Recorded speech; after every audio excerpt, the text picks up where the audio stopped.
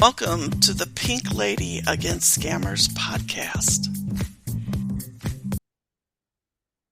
Well, hello, everyone. I am so excited about my guest today.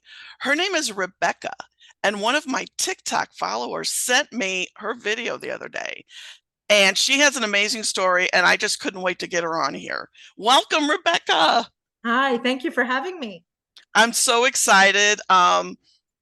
Please tell us a little bit about yourself and then get into your heavy story. Yeah, it is a pretty heavy story. I'm new to the TikTok platform, and I basically joined because it's about awareness and education. I had a very, very intricate, heavy scam experience that very nearly ended my life, and I don't take adversity lying down. So I was just, if it had to happen, I'm going to use this to educate others. I'm going to get the word out and show people what this is so that they don't have to go through what I had to go through. Wow. So, when did all this start? How did it all start? Take it away. Well, it all started, let's see. My scam actually began in 2016. It ended in 2017, lasting roughly about a year. When it began, I was the happiest I'd ever been. Everything in my life was going absolutely wonderful. And I had no reason to believe that, opening myself to share my good fortune with others, with a significant other, there was no reason why that couldn't happen and that couldn't go well. I had never tried online dating. I was completely green to it. I didn't know anything about online scams or romance scams or and being on a dating site, because I was going online dating, which was a new adventure. Uh it's a bit of a false sense of security on a dating site, because you figure that because you're on a platform that is specifically built for this, there is a level of protection. The terms and conditions that you agree to on social media, on dating sites, there is that misconception that all that jargon, all that language is there to protect you, the consumer, when in reality, it's there to protect the platform. And having never done the online dating thing, um, I had a few rules for myself. I didn't want to hold my potential relationship responsible for the sins of past relationships. I had been married before. It was not a particularly great marriage. Um, and I really wanted to approach it with an open heart and open mind. And I had no reason not to feel that way. So I built a profile and enriched it with the details one normally would. This is the package I come in. This is what I expect in a relationship. This is what I will not put up with in a relationship. And some typical details was I didn't want to be a notch in somebody's bedpost. I didn't want something casual. I wanted something meaningful and hopefully long term, because you're essentially going on these platforms for a purpose, and that is to build a connection. And you're basically investing in another person. And it's supposed to be that you're building a connection with each other, you're investing in each other, and hopefully what comes out of that is a relationship. I did still get some of the more casual variety reaching out, Oh, yeah. which did not garner a response naturally. It was not long before I met Matthew. Matthew, I mean, he had a way of making me feel heard and seen and validated. And we just had some really meaty conversations. And it was magic. It was absolute magic. We had a lot of things in common. And one of the details that in retrospect, I should not have put in the profile, but you'll understand why I did when I, tell you that I can't have children for medical reasons, but I like kids.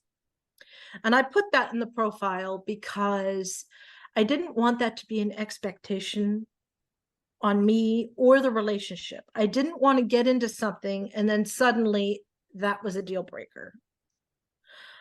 Because I was not out to waste my time. And I also wanted to avoid as much as possible the drama.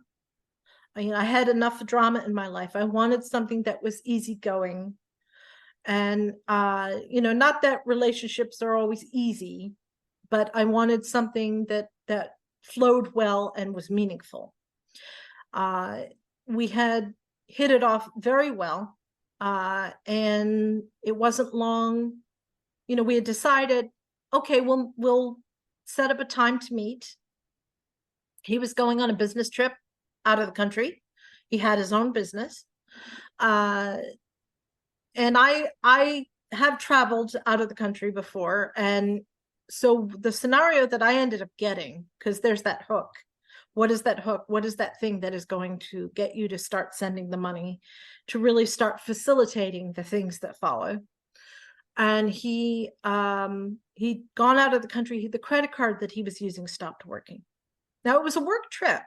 And I asked all the appropriate questions one would ask. Well, this is a work trip. Can't your work help you? I was also extremely uncomfortable because, of course, when his card stopped working, he's like, hey, can you float me a couple $100 till I straighten this out? I said, oh, look, I'm very uncomfortable. We are a new relationship. There has to be somebody else. But of course, a scammer is going to build that you are their only hope and that you should trust them because you are in a relationship with them. You're building a future with them, and so on. So the thing that got me was he had his 5-year-old son with him because he was a single father and he had his 5-year-old son with him. And I didn't want to be that monster that left an innocent little kid in a bad situation. Yeah. And I had traveled abroad before where you can notify the bank 5 times. Hey, look, I'm traveling. These are the dates I'm traveling. This is the card I'm using. And what happens? But the card stops working. So to me, it was a very reasonable, plausible explanation that I was getting. And up until that point, I had no reason not to trust him. But again, my point of reference didn't have that, hey, online scams are a thing. Online romance scams are a thing. Yes, they happen on dating sites. Buyer beware. I didn't have any of that context. Well, I didn't really know about any of the scam stuff. I went on as a joke in 2016 on a dating site. Mm-hmm. And it was just, I was not looking for anybody. I am not looking for anybody now. It was curiosity, and it was on Match.com was my first guy. First of all, I ain't got no money, but you may not have money, but that doesn't mean you don't have access to money. Right. And let's not forget too that money isn't the only currency. Information is currency. Yeah. Yeah. And it wasn't until I went to work the next day and I showed this picture to my coworker, and she goes, is he in the military? And I go, yeah. She goes, oh, he's a scammer. I'm like, what are you talking about? Mm-hmm. And she explained the whole thing to me. I went home that night, Googled his picture, boom, scammer came up, sent him an email saying, I never want to hear from you again. Go away. I'm blocking you. And then that was it. But then it became a regular thing. And that's how my blog started. I mean, it's rampant now. It's so much worse now than it was even when it happened for me. When COVID started, most of my scammers are Instagram. It blew up. It blew up. COVID was gift wrapped for scammers because scammers, basically the mechanics are, they build that connection with you. There's this whole social engineering aspect that happens. And there's a misconception that the scam starts when the request for money starts. That's not true. It's right from the hello, beautiful. That's when the grooming starts, because they want to build that connection. They want you to care about what happens to them. They want you to care about them. And COVID was gift wrapped, because here you had something where we were all in the same petri dish together. It didn't warrant explanation, and it had built in it so many reasons for people to need money, and the fact that you couldn't see them, they couldn't see you. Yep. And also with COVID, I mean, I know for myself, being a very social person, Mhm. the first couple months at home was hard. Right. And I mean, I actually went to I already take anti-anxiety medicine, and I went and I told her, I said, I'm not handling this very well, and she gave me something, a little thing with that. But then she said, why don't you go out and maybe get a part-time job where you only work once a week? I don't want to get a job. Well, then the next thing I know, the grade school that my daughter used to go to, fish fry season was starting, and I always worked their fish fries. And it was drive-through. You ordered online, I worked outside, and that took care of it. And then after that, I don't want to go anywhere. I like being at home. I'm a hermit. I mean, I'm still extremely social, but I like being at home. I like being in my space. I'm immunocompromised, so I was homebound, basically a shut-in for the entirety of the pandemic, even into a little bit, after some time, even when we had vaccines. Even when I go out now, like, there's certain there's certain rules I need to abide by. I still carry a mask with me just in case in my I purse. went to Rhode Island Comic Con recently. We're going to talk about that lately, girl, because I'm a huge Marvel fan. Oh, oh, girl. Oh, we could just talk for hours. I feel it. Um, I was cosplaying The Handmaid's Tale, and I don't know if you've seen. You probably, in one of my TikToks, I it saw it. shows the costume, and I was masked, because in one of the seasons of The Handmaid's Tale, when they're in Washington D.C., there's that point where the handmaids are masked. So I didn't feel that I was in any way being untrue to the cosplay, but I was also taking steps to protect myself. Cool, cool. So go on with your story about Matthew. Oh, Matthew. Or should I say Matthew? Yes, yes, yes. Because it was not Matthew and his son did not exist. Yeah, And wow, that was pretty, yeah. So obviously, once the requests for money started, the whole situation continued to escalate. I remember, and the thing is, everybody knew about the relationship. Everybody knew about the relationship. They were very happy for me. What they didn't know was there was a hidden financial dynamic. They didn't know that I was sending him money. They didn't know that over time it got to a point where I was basically straddling two household economies, which anybody will tell you is not sustainable. right. And it got to be very, very hard, because here I was keeping up appearances, and the scam was built that way, because when Matthew kind of wore me down to, hey, are you really going to leave a kid in a bad situation? I mean, bullet to the heart, if you ever heard one. It got to be a situation where he had said, when I finally agreed, okay, but don't tell your friends and family that you're doing this for me, because I don't want to be embarrassed that you had to do this. Yeah. So right there, it builds in that silence aspect, that secretive aspect. I also didn't want to be judged for having lent him the money. So it got to, everything just continued to escalate. And I was, we got into the holiday season. He was supposed to be coming for Thanksgiving. Then he couldn't come for Thanksgiving. And I, all throughout, trying to do the whole problem solving thing, because I'm a problem solver. I'm like, hey, can I just fly you both home? Can I just fly you both home? You can fix what you need to fix. You can go back. No, because it was a breach of his contract and the reason why he was there. He did at one point offer to fly his son to May, which I poo-pooed. I was like, no, we're not doing that because I have no legal right to this child. They're not going to release him to me. And like, the child does not know me. Moreover, I don't have the infrastructure for a child. I at that point, it was pre-COVID, so there was no work from home element that I could utilize. Yeah. And I certainly could not, especially on top of everything else, endure the expense of childcare. And I certainly was not going to leave this child in the hands of other strangers when I would be already a stranger to him. It's just this whole, web of dynamic. And so I was like, no, you're not going to do that. The last thing we need is this kid ending up in CPS because you can't get home and you tried to release him to somebody he doesn't know.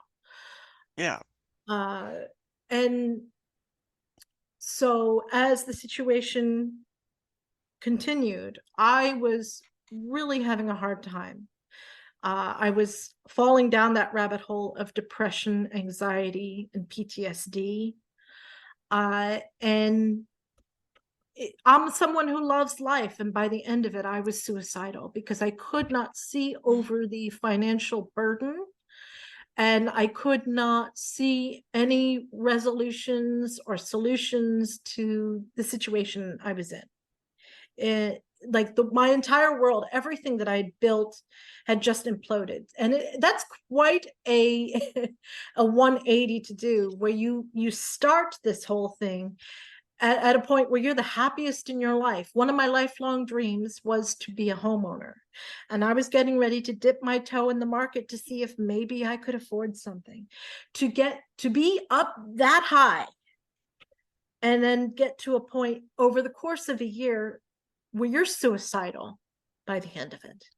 And I came extremely close, like paper sheet thin close.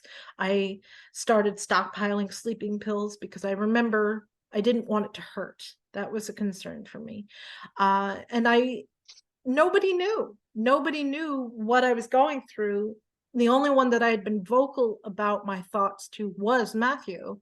And Matthew, of course, was promising everything under the sun, that not to worry about it, that when he got home, he would fix everything, that we that suicide didn't need to be considered. I mean, what was interesting about all the things that in all the things that he told me, in looking back, it was lip service.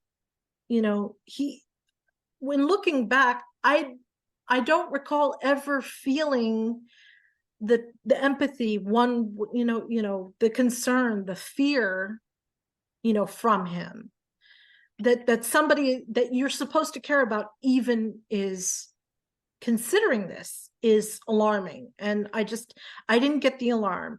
Not that I was looking for it. I was past that point. I wasn't going to leave any notes or anything. I was just going to go to sleep, and that was going to be it. And then all the pain that I was in, all the pain that he had inflicted, I know some people would say, well, he didn't inflict it. You kind of allowed him to do this, that, and the other. And I would argue that you're not wrong in saying that. But what people need to understand is you are conditioned to certain actions. The narrative, the scammers, it's an infrastructure that makes it so that you are conditioned toward certain things. Scammers love suicide because it buys permanent silence to what they're doing. And when it got to a point where I couldn't handle it anymore. And my last conversation I had with Matthew was, I have these sleeping pills. I think I'm just going to take them because you're not here. And as far as I can tell, you're not coming. Every solution I come up with, you're shooting down. Meanwhile, the situation continues to escalate. So when I said that to him, I said, I have sleeping pills. I think I'm just going to take them because I was exhausted. I couldn't deal with it anymore. He goes, well, you have to do what you have to do. What a dick. Pardon my language. Oh, no, he was an absolute dick. Oh, man. But what was interesting, so when he said that, it actually did a few things. It confirmed for me he was not coming. It confirmed for me that he didn't love me, that I was not somebody that he cared about. And it was the last, like when he said that, I was kind of stunned. But I remember thinking very clearly, well, what do you do after that? What do you say after that? Like after that, like there is no follow-up. So I hung up the phone. Because Yeah. there's no walking that back. You know what I'm saying? Yeah. Yeah. But to me, it was a stamp of finality because it said, all right, he's not going to, make do on the promises that he made. And that's scammers in a nutshell. It's easy for them to promise the world when they have no intention of delivering. And they have absolutely, they're not built for empathy. So what they are doing to other people, like it doesn't register for them. And to some degree, to a very large degree, they're narcissists. Yes. So what pulled you from committing suicide besides his snarky comment? Well, no, the snarky comment pushed me further towards suicide because I knew there was no way out at that point. So I knew the only way out was the sleeping pills. And you have the family that is your blood, but then you have the family that you choose. I don't have a lot of relationship with my blood, but I have very strong relationships. My board of directors. I like that. Strong relationships with the family that I've chosen. I have a blood sister who I'm extremely close to, but other than her, I have a brother from another mother and two sisters from other misters, and that's my nucleus. Those are people that I have chosen, and it was them. They saved my life. It happened that I had decided when I realized, okay, this is the road we're going down. There's no going back at this point. I wanted to have a dinner. I wanted to have dinner. They didn't know it was goodbye. I knew it was goodbye. But I wanted to see them one more time. That was important to me. And the first dinner that I had was with Elizabeth. And to her, it was just a normal us getting together for dinner. It was in this little hole in the wall restaurant, Italian. Yum. Oh, it was so good. Not that I really remember the meal part, but we had eaten there before. Yeah. So I'm familiar with the food. The whole dinner experience that night was a little bit surreal because we're sitting in this booth and it was very crowded that night. It was very busy, and and the reason why they were having a deal where you had like an appetizer, 2 entrees, and a bottle of wine. So we decided we were going to do that.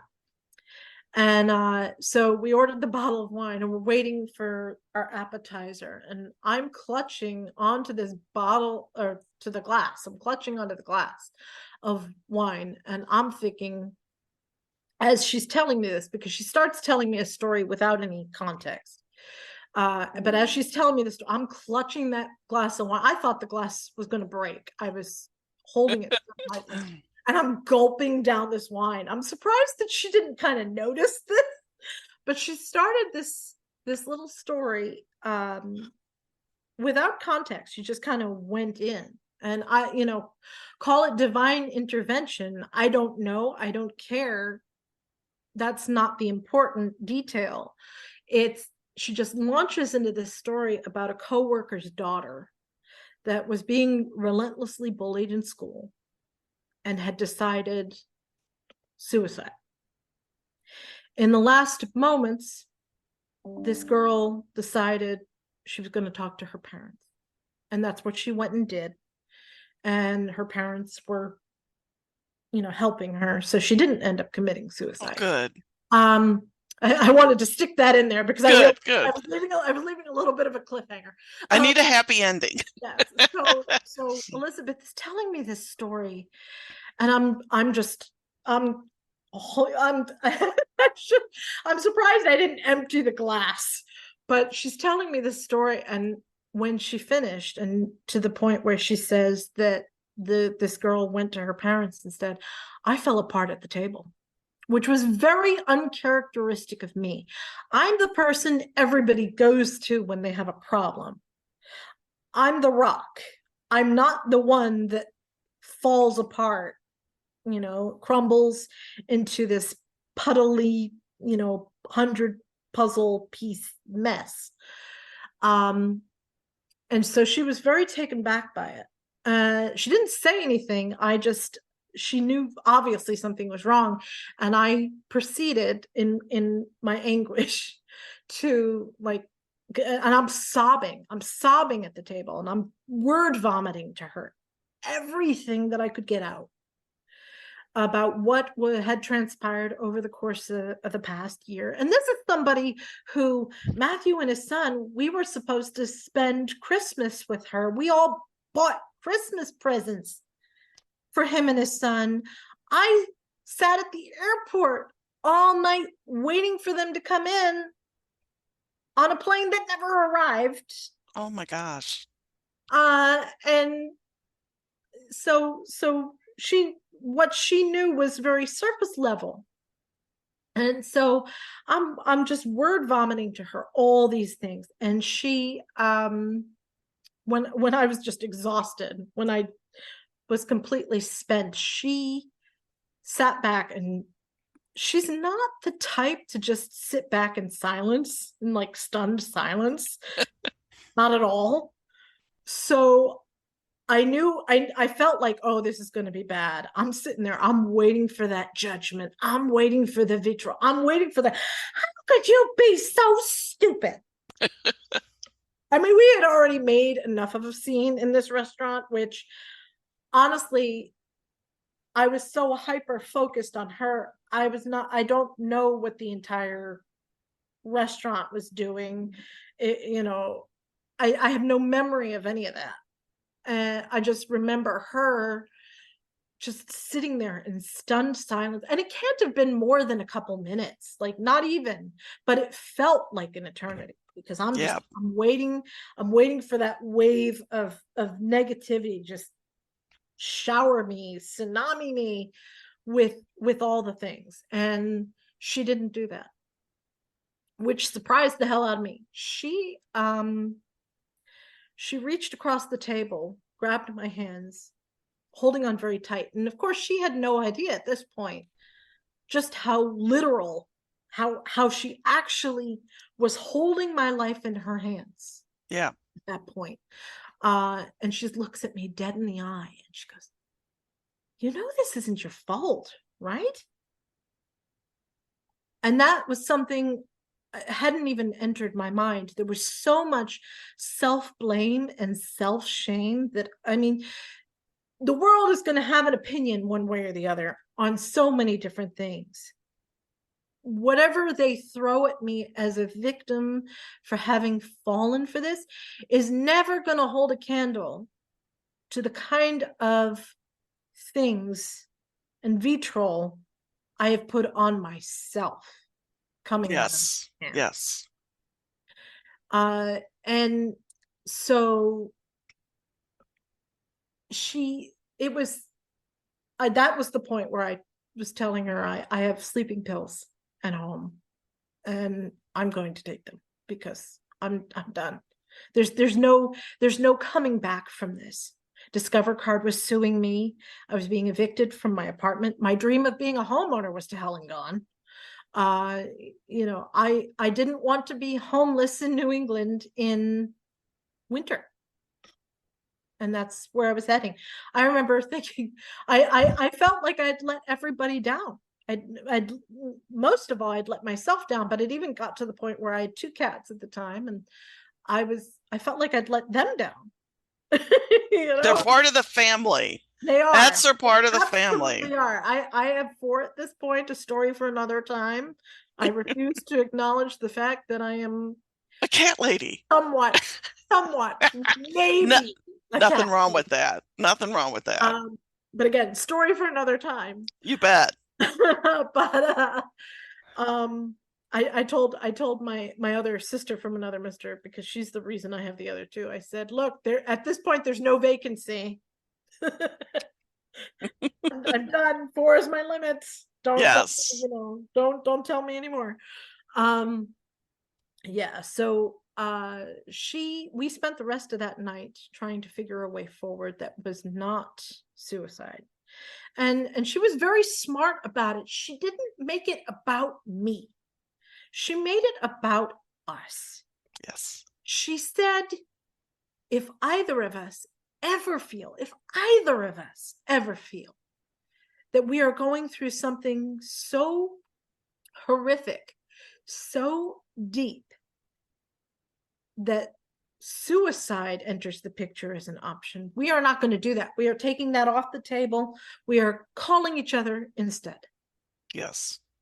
And it was one of the smartest things she could have said.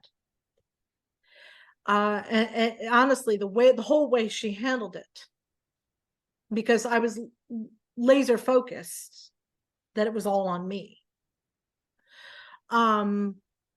She was the one that introduced the idea of bankruptcy, which I was a little bit resistant to, only because bankruptcy has its own stigmas to it.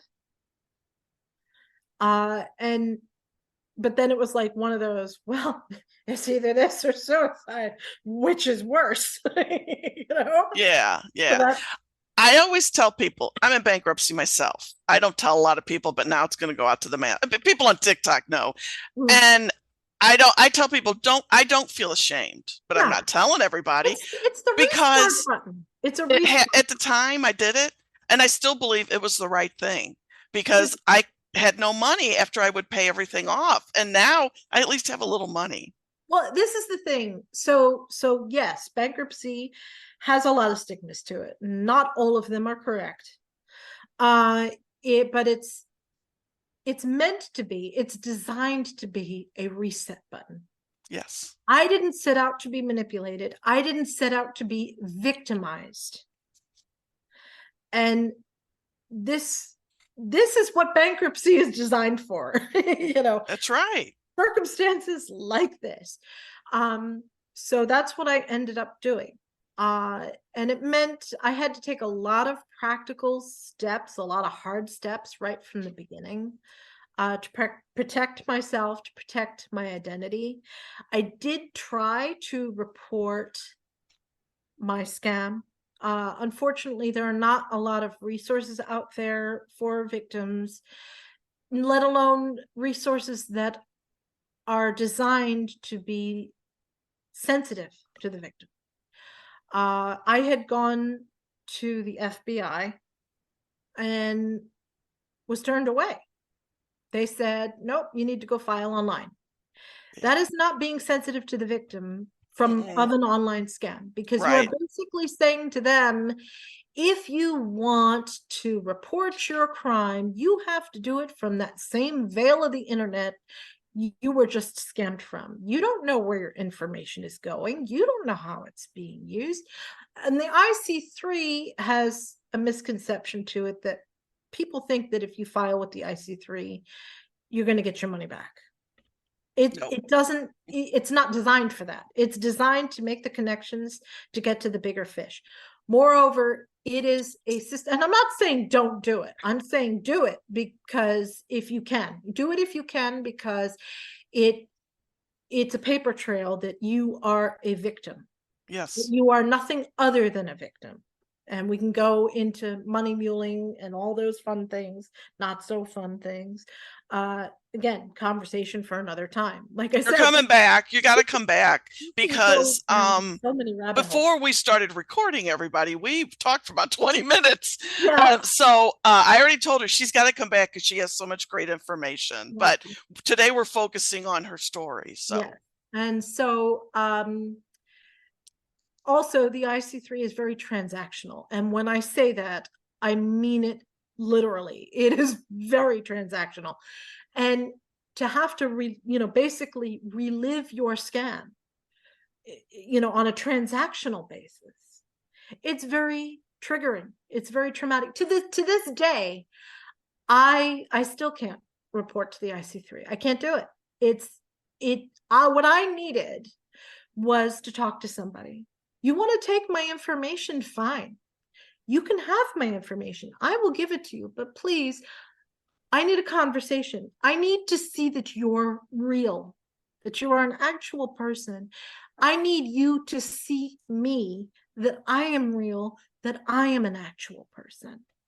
And that is something that reporting to the internet is not going to give you that sensitivity. It's not going to give you that empathy. It's not going to give you, it's not a safe space. And that's what a victim needs. A victim needs a safe space. And so I never did report to the IC3. I actually, when I came out of my scam, I still didn't understand. It hadn't dawned on me I'd been scammed. None of that had been introduced to me. I thought that Matthew was just some a-hole that had taken extreme advantage of me. Yeah. To my friends' credit, my circle of my board of directors. I love that term.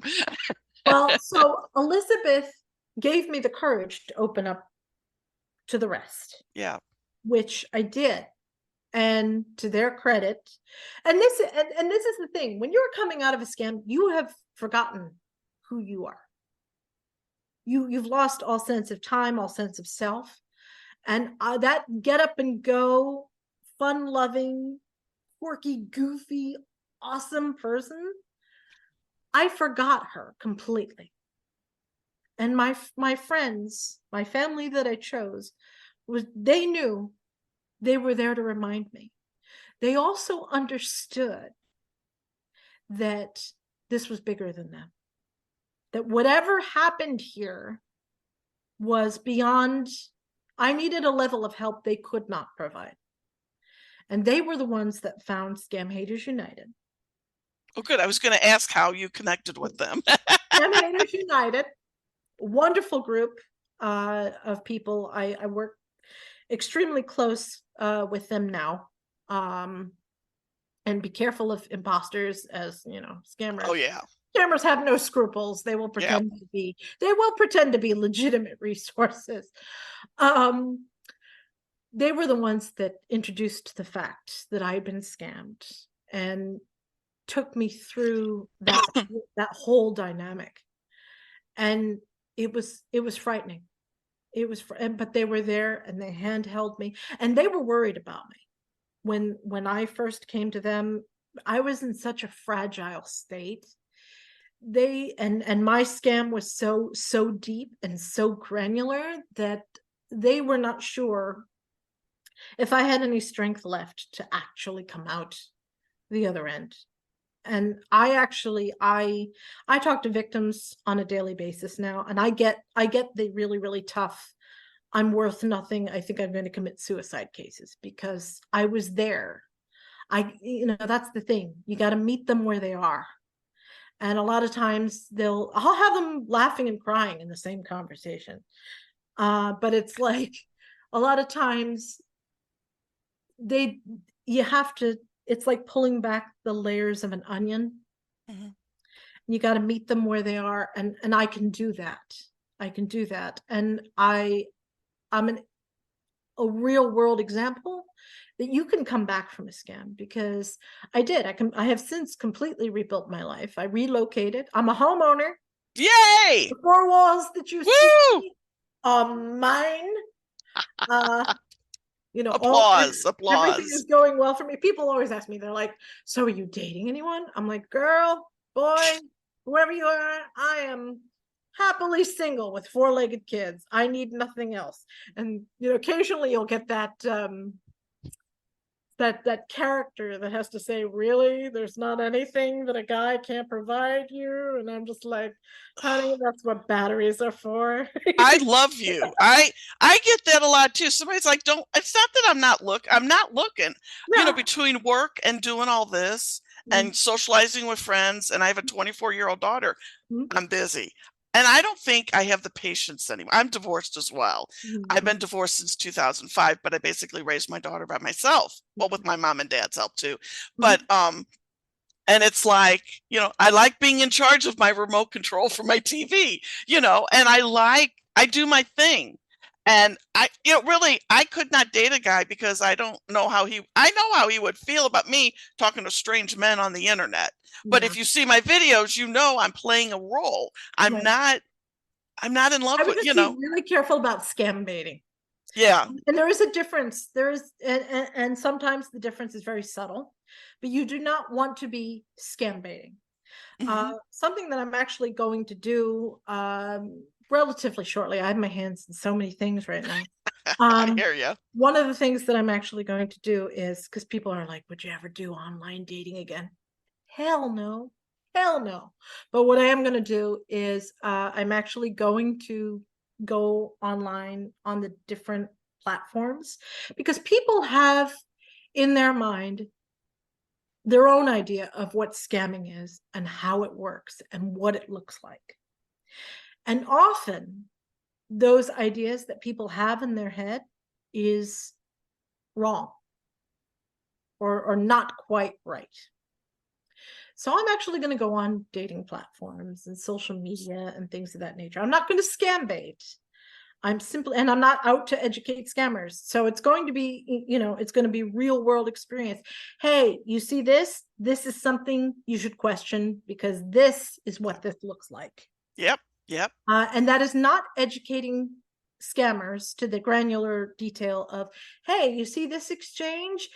This point and this point and this point are reasons why this person is in all likelihood a scammer, because I'm not out to teach the scammers what they're doing wrong, and I'm not out to teach them how to do it right. What I am going to do in this process is, hey, this is what this looks like, is reintroduce critical thinking to the equation, Hmm. because that's what scammers do. They will slowly but surely uh, isolate and strip away that skill of critical thinking. I was driving around. We were running errands. I was running with errands with a friend the other day, and what people fail to realize is scammers have an answer for everything. And you're going to run the gamut between the really good scammers versus the really obvious scammers and everything in between. I get victims being like, I wish I could be as strong as you.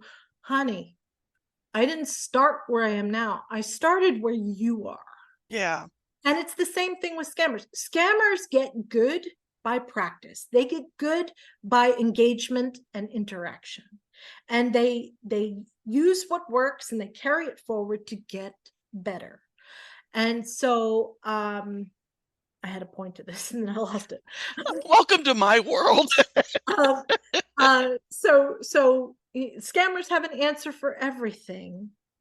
So a lot of times extracting a victim from a scam is really hard, because there's that push pull, two steps forward, one step back situation that happens when you're trying to extract someone from their scam.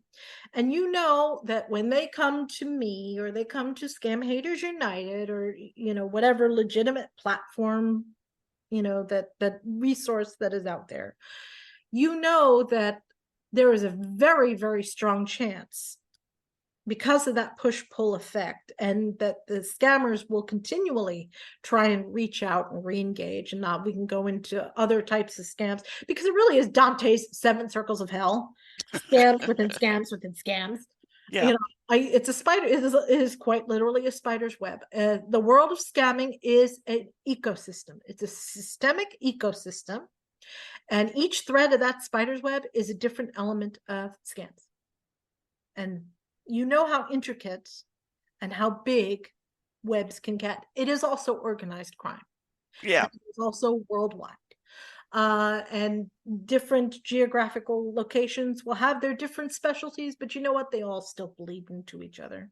Yeah. But so scammers, we know that when, say I have a victim that comes to me and says, firstly, you'll get scammers pretending to be victims. So you kind of have to watch out for that too. Yes. Um, Yes. so guilty until proven innocent. No, I'm just kidding. So yeah, so what happens is we know that a lot of the time, whatever we're saying, however we're trying to break through, they're going back and they're relaying to their scammers. That's an issue we talk about on my lives a lot with my crew, I guess my flying monkeys. Yeah. We always talk, it's like, how do you convince someone that, hey, you're talking to a scammer, and they don't want to believe you? I don't have a solid answer, and nobody that I talk to, all you can do is just give them the information, be there for them, unless you have a great answer to that. I would love it. There's a couple things I could unpack here. So one is you're not going to be able to help everybody. You can only help those that want to be helped. And sometimes they need to go a little further down the line. Sometimes they have to hit rock bottom. But it's like pulling back the onion. It's pulling back the layers. They're going back to their scammers, and their scammer is going to have an answer for everything. But here's what also the scammer does, right? The scammer wants to be the only source of truth. The only way the scammer can continue to be the only source of truth is that if they are systematically, periodically, continually, not only in re-engaging the victim, but they are also isolating the victim. So you have a family member that is poking holes in that narrative. And it kind of, again, introduces that critical thinking. Gee, I wonder. But you go back, the person goes back to their scammer. The scammer has an answer for it. Oh, honey, I can see why they would think that. I mean, it does kind of look like that, doesn't it? But we know what we are to each other. We know what our situation is, and it's not that. So you know what? Just don't talk to that person about it anymore. They don't get it, and they think it's something else. So you know what? Just we know what we are to each other. Just don't re-engage that person on that anymore. So here they are. They're pulling that person further into the narrative. And that's why it's so hard to break through, is you have so many layers and layers and layers of that. And scamming in general, this is what's so difficult for the identity theft victims, because there's more than one person in more than one victim in a scam. You've got the scam victim, but you have the identity theft victim. And what you don't see in between is this pane of glass, this puppeteer, which is the scammer that is pulling all the strings. So it can be painstaking trying to extract a victim. Sometimes it works, sometimes it doesn't. And you can only help those that really want the help. And even those that really want the help, they coming out of their scam, they have no knowledge, no recognition, no point of reference for the fact that they are on a suckers list, that they have to some degree look over their shoulder for the rest of their lives, that they have practical steps that they're going to need to take for their own protection, for themselves, for their identity. And the fact that there are scams within scams within scams, that just because you have left your initial scam, you're on a suckers list. That's a list that is being bought and sold between scammers groups. And Yep. a lot of times victims are re-victimized by recovery scams, which is basically somebody coming to you or you going to somebody because you think they are a legitimate resource and then being like, oh yes, I can get this information for you, or I can hack this for you, or I can get your money back for you. The cyber hackers, there's tons of them on TikTok. Oh girl, do not get me started. Do not get me started with the next episode. Yeah. We can have a lot of fun with that. Yeah. The sad reality of it is, once the money is gone, the money is gone, and there's a lot of reasons for that. And recovery, in the extremely rare instance that it happens even a little bit, it does not happen that way. And that could be another episode where we can dive into that. Yes. And the pyramid scheme that is an actual scam, we can dive into that. But yeah, so, I mean, there's just so much. Oh my God. Yeah. Well, can I ask you this, if you want to share it? Sure. How much money did you end up sending Matthew? I lost about $100,000. Wow. Okay. Yeah. Cool. And that's the thing. Did I have $100,000 to lose? No. But money isn't the only currency. Information is currency. Access is currency. Action is currency. And scammers will play all those notes. They will play all those notes. I didn't have $100,000 to lose, but that doesn't mean that I didn't have access to be able to make certain moves, obviously, in order to lose that much. And that's again another common misconception. It's just, I am of the mind now, and whether or not you're in a scam, if someone's asking you for money and it is money that you would lament losing in any way, shape, or form, you never lend money you would lament losing, because if it's going to hurt you, you should never lend it. And that's the thing. I think you were doing some homework before we jumped on here. I saw you reposting and liking stuff, and I was like, okay, so she saw the one where how money isn't the only currency, and if somebody truly loves you, they're not going to put you in harm's way. They're not going to allow you to put yourself in harm's way. Right. If you want a scammer tell, that's a biggie. Mm-hmm. That's a biggie. Someone who really loves you and cares about you is never going to allow you to be put in harm's way or allow you to put yourself in harm's way. Yes. My one partner on TikTok, Coastal Cowboy 79, says almost that exact same thing. He's like that, a real man is not gonna do anything like that. What? No real man, no real woman, no real green Martian is, if they really care about you, they are not going to allow you to take those steps. Right. Now, what's your TikTok handle? It is Princess62921. Okay, you all have to follow her. Now, one thing, we talked about this beforehand, but when I messaged her about being on my podcast, she had sent a note back, and I'm going to read it. And there's one line in there that I absolutely adore, and I want to put it on a shirt. It says, new to TikTok. My content is varied to spread education, but also to illustrate I have other interests. There is life after being scammed, etc. While having been scammed is a part of my story, it's not my whole story. And this is the line I love. I'm not defined by it. No, I get goosebumps when I just read that. That is prolific, if that's the right word to use. Because it's true. And that is something that when you have a scam victim, that is single-handedly, like if you take nothing else away from this podcast, that is the thing that needs to be the takeaway. This is something that has happened to you. You have been manipulated. This does not make it your fault. Just because you had a role to play, which you did play, doesn't make it your fault. You were manipulated and conditioned to play that role. You were placed in a narrative that was specific to your playing that role. That does not make it your fault. This experience has changed me. Can't help that.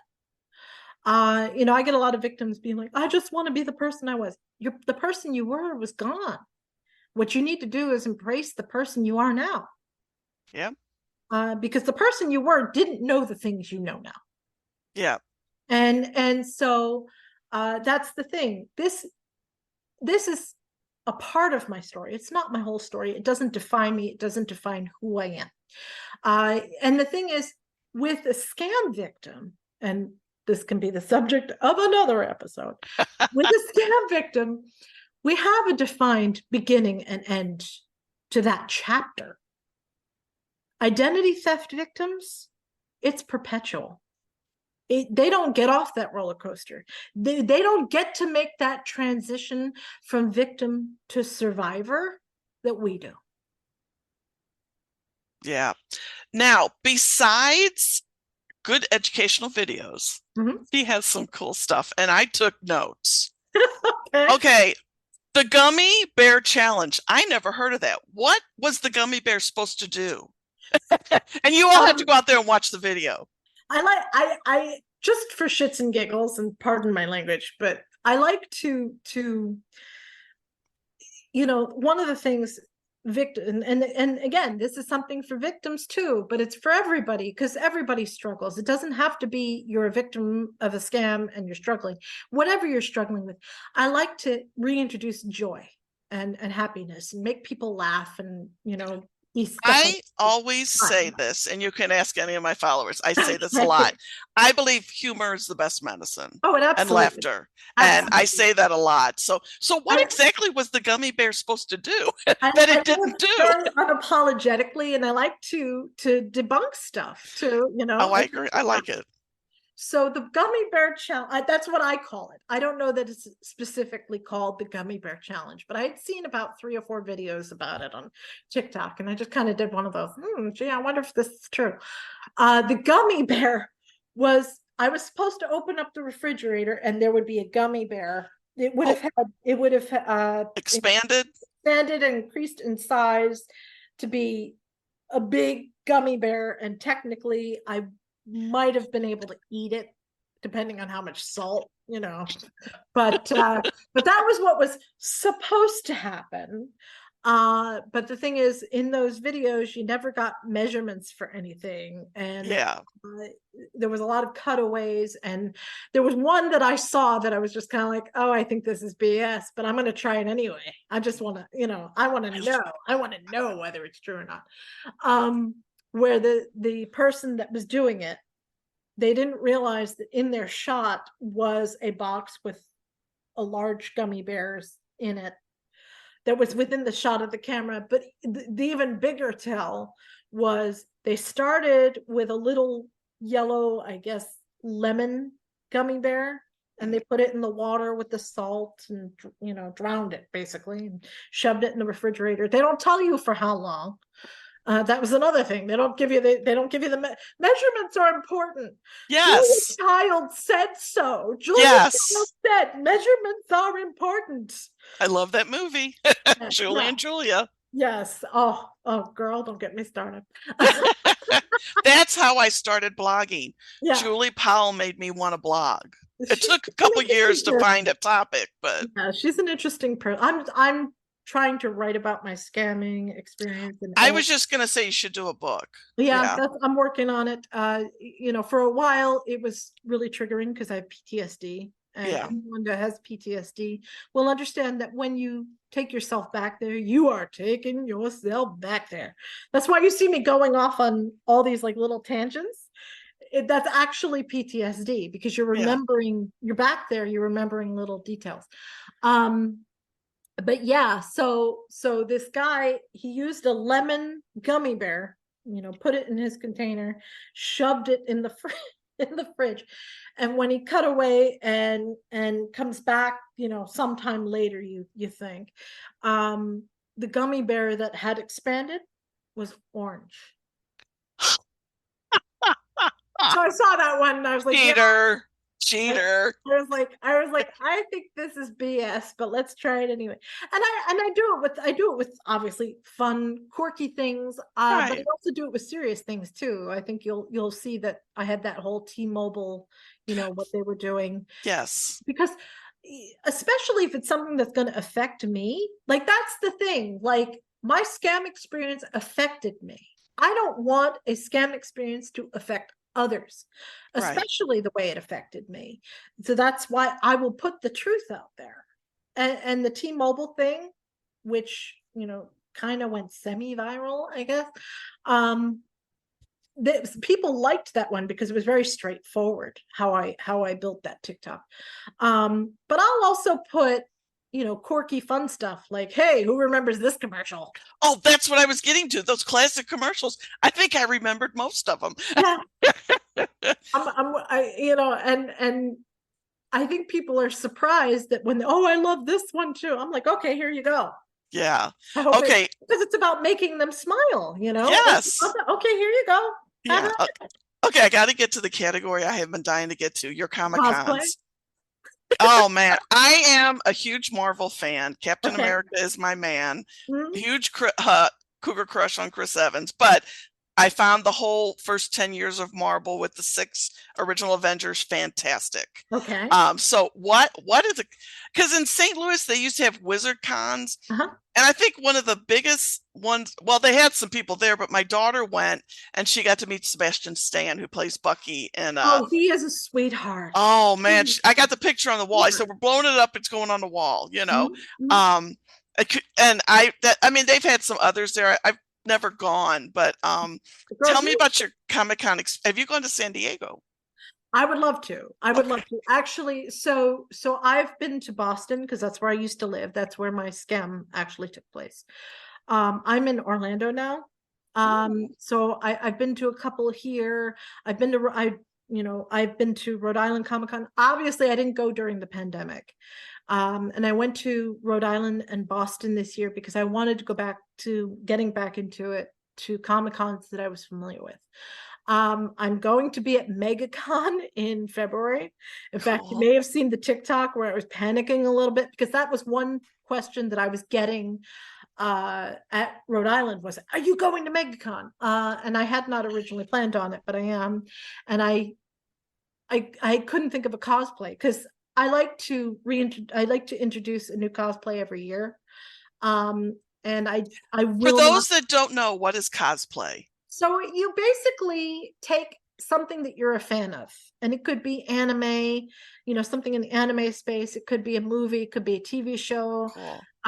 You can even, put your own spin on it, like maybe a gender bender, or if this character existed in the real world, what would they look? You could cosplay what they would look like in the real world. Really, it's a really accepting, safe space to, basically allow to free your creativity in Mhm. that way. And so I will not cosplay Handmaid's Tale. I will not be a handmaid down south. You can use your imagination as to the reasons why.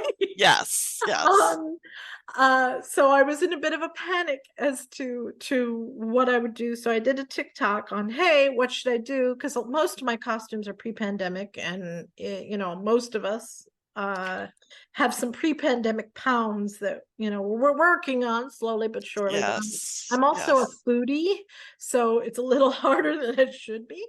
Um, The so food shouldn't taste so darn good. I mean, that would certainly help, but it would also make life a little more depressing. Yeah. So I was in a bit of a panic. So I sent out an SOS to the cosplay community, like, hey, what should I cosplay? And I actually because I wanted ideas. I needed to get my creative juices flowing. And I had other things that were going on. I needed something that would work in the time frame for me to put it together with a next to no budget, which is most cosplayers are in that boat. But this was also a Comic-Con that I had not planned on. So I do want to do Dragon Con next year. I do want Mhm. to go to Evermore at some point. My dream trip is New Zealand, but Ah, love it. yeah. So I actually figured out a cosplay, which I know you will appreciate, given the course of this conversation. I'm going to be a cat lady. Oh, I love it. I love it. One And of my best friends on here on uh, TikTok, she's been following me and we chat all the time since the very beginning. And her name is, it's perfectly saying Cat Lady. And uh, somebody asked her one time, what's her real first name? I go, I don't really know. I know now, but I'm like, I don't know. I call her Cat Lady. I don't say her real name, you know. so well, I love it. here's the because I like to do a little something.